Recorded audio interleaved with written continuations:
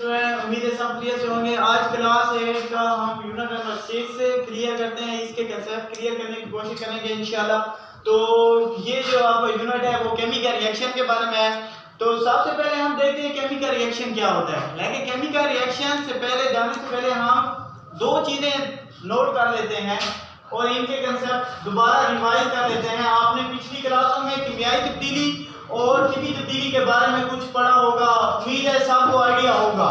कीमियाई तब्दीली एंड तिब्बी तब्दीली, तो इन्हीं को हम दोबारा डिस्कस कर लेते हैं। अब देखो कीमियाई तब्दीली और तिब्बी तब्दीली। कीमियाई तब्दीली ऐसी तब्दीली होती है जिसमें एक चीज दूसरी शय में इस तरह तब्दील हो कि उसके ख्वास भी मुकम्मल तौर पर तब्दील हो जाए, उसे कहेंगे कीमियाई तब्दीली। ठीक है, ये मुस्तकिल तौर पर तब्दीली होती है, मुस्तकिल तब्दीली होती है। मिसाल के तौर पर आप देखो मक्खन का घी में तब्दील हो जाना, दूध का दही में तब्दील हो जाना, और इसी तरह अगर हम दूसरी मिसाल है तो कार्बन और ऑक्सीजन का कार्बन डाइऑक्साइड में तब्दील हो जाना कीमियाई तब्दीली की ही मिसाल है। तिब्बी तब्दीली जो होती है कीमियाई तब्दीली के उल्ट होती है, बरअक्स होती है। इसमें क्या हो रहा होता है, उल्ट काम हो रहा होता है। क्या? अब देखो इसमें एक शय दूसरी शय में इस तरह तब्दील हो रही होती है कि इसके ख्वास भी मुकम्मल तौर पर तब्दील ना हो। इधर ख्वास तब्दील हो जाते हैं यानी उनकी खसियत भी तब्दील हो जाती है, तो इधर तब्दील ना हो उसे कहेंगे तिब्बी तब्दीली। और इसे अगर सिंपल वर्ड में कहें ना, सादा लफ्जों में कहें तो ये जो होती है आधी तब्दीली होती है। ठीक है, मिसाल अगर इसकी लें तो पानी का बर्फ में तब्दील हो जाना या बर्फ का पानी में तब्दील हो जाना। अब देखो ये आधी तब्दीली होती है, पानी बर्फ में भी तब्दील हो सकता है और बर्फ पानी में भी तब्दील हो सकती है। ठीक है, ये तो तिब्बी तब्दीली होगी। कीमियाई तब्दीली और तिब्बी तब्दीली का उम्मीद है सबको ये कंसेप्ट क्लियर हो गया।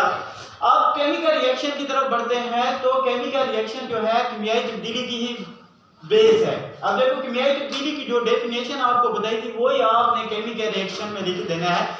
क्या कि एक शय का दूसरी शय में इस तरह तब्दील हो जाना कि उसके ख्वास भी तब्दील हो जाए, उसे हम कहेंगे केमिकल रिएक्शन है। ऐसा रिएक्शन जिसमें एक शय दूसरी शय में इस तरह तब्दील हो रही हो कि उसके ख्वास भी तब्दील हो जाए, उसे हम कहेंगे केमिकल रिएक्शन। नीचे आपने मिसालें वही दे देनी है जो आपको बताई थी कि मक्खन का घी में तब्दील हो जाना, दूध का दही में तब्दील हो जाना या कार्बन और ऑक्सीजन का कार्बन डाइऑक्साइड में तब्दील हो जाना। उम्मीद है ये आपको क्लियर हो गया होगा। तो आपने ये साथ साथ नोट भी कर लेना है। ठीक है, उर्दू के कंसेप्ट हैं, इतने मुश्किल नहीं है। और नेक्स्ट जो हम इसका करने वाले हैं पार्ट वो है केमिकल रिएक्शन का इतलाक। केमिकल रिएक्शन का इतलाक कहाँ होता है, इसका इतलाक। ठीक है, इसका इतलाक तीन चीजों पे होता है। नंबर 1 जो है वो है फोटोसिंथेसिस। आपने प्रीवियस क्लासों में सीखा होगा फोटोसिंथेसिस क्या है। नंबर 2 है रेस्पिरेशन, रेस्पिरेशन क्लियर। और इसी तरह 3 है जलने का अमल। अब देखो फोटोसिंथेसिस ऐसा अमल होता है जिसमें पौधे जो होते हैं यानी सब पौधे जो होते हैं अपनी खुराक खुद तैयार कर रहे होते हैं और इसके अमल के दौरान ऑक्सीजन गैस खारिज कर रहे होते हैं, उसे कहते हैं फोटोसिंथेसिस।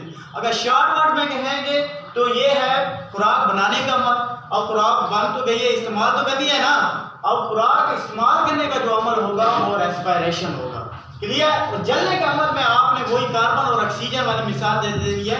कार्बन और ऑक्सीजन की मिसाल क्या है कि कार्बन अक्सर में लकड़ी होती है, जब ये जलती है ना तो ये हवा में ऑक्सीजन के साथ मिल जाती है, तामल करती है तो कार्बन डाइऑक्साइड में तब्दील हो जाती है। ये जलने के अमल में आपने ये मिसाल दे दी है। अब देखो फोटोसिंथेसिस में अब कंसेप्ट क्लियर करते हैं तो इसके लिए हम एक इक्वेशन है, एक मसवाद है वो डिस्कस कर लेते हैं। वो क्या है आपकी, अब देखो फोटोसिंथेसिस ऐसा अमल होता है जिसमें पौधे पानी और कार्बन डाइऑक्साइड को इस्तेमाल करके, पानी H2O हम यहाँ पे फॉर्मूले लिख रहे हैं। ठीक है, H2O पानी और कार्बन डाइऑक्साइड CO2 को इस्तेमाल करके अपनी खुराक खुद तैयार कर रहे हो और उस खुराक का नाम है C6H12O6। और ये एटम आपने बिल्कुल इनके नीचे लिखने हैं। बहुत सारे स्टूडेंट क्या करते हैं, ये जो एटम लिखे होते हैं यहाँ पे लिखे होते हैं, यहाँ ऊपर लिखे होते हैं, ये आपका फॉर्मूला इसी तरह से गलत हो जाता है। ये क्या रखना है, प्लस O2। आप देखो ये हमने नीचे ही लिखा है इसके एटम। ठीक है, इसके दौरान ये ऑक्सीजन गैस खारिज कर रहे होते हैं। अब इसी इक्वेशन को जब आप उठा के लिखोगे तो वो रेस्पिरेशन बन जाएगा। अब ये ग्लूकोज की शक्ल में खुराक है ना, खुराक इस्तेमाल करने का अमल है, तो C6H12O6 प्लस O2, ठीक है। अब देखो ये किसमें चेंज हो जाएगी, दोबारा उसी शक्ल में आ जाएगी, H2O प्लस CO2। जब इसकी तोड़फोड़ होती है तो ये कार्बन डाइऑक्साइड और पानी में तब्दील हो जाती है। रेस्पिरेशन खुराक इस्तेमाल करने का अमल है और फोटोसिंथेसिस जो है खुराक बनाने का अमल है।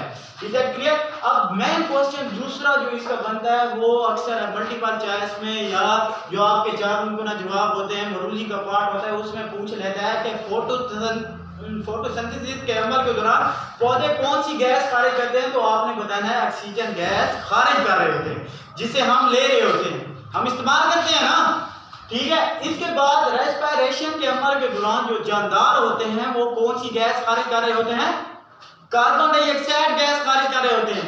और कार्बन डाइऑक्साइड हम खारिज कर रहे होते हैं और कौन इस्तेमाल कर रहे होते हैं, पौधे इस्तेमाल करते हैं, जिसकी वजह से वो अपनी खुराक खुद तैयार करते हैं, पानी और कार्बन डाइऑक्साइड को इस्तेमाल करके अपनी खुराक खुद इस्तेमाल करते हैं।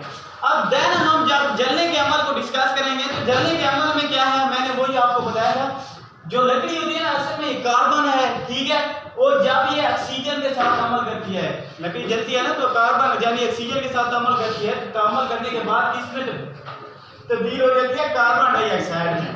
किसमें तब्दील हो जाती है, कार्बन डाइऑक्साइड में। उम्मीद है आपको ये क्लियर हो गया होगा। आपने उर्दू में इनकी एक्सप्लेनेशन, इनकी वजाहत वही लिख देनी है जो मैंने आपको बताई है। तो उम्मीद है आपको ये कंसेप्ट क्लियर हो गया होगा। तो इंशाल्लाह मिलते हैं नेक्स्ट वीडियो में। नेक्स्ट वीडियो में हमने क्लियर करना है कि किमियाई मसवात क्या होती है, मुतवाज़न किमियाई मसवात कौन सी होती है, गैर मुतवाज़न किमियाई मसवात कौन सी होती है, और ट्रायल एरर तरीका कौन सा होता है, किमियाई मसवात को मुतवाज़न करने के रहनुमा उसूल कौन कौन से हैं, इंशाल्लाह हम उस वीडियो में क्लियर करेंगे। तब तक के लिए अल्लाह हाफ़िज़।